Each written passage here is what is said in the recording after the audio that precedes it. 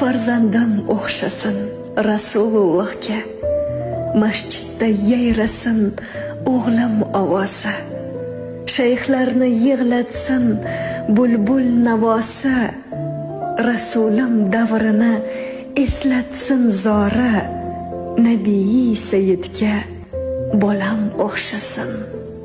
Onasi bo'layin shunday ummatni, Robbimdan so'rayman qori dilbandni.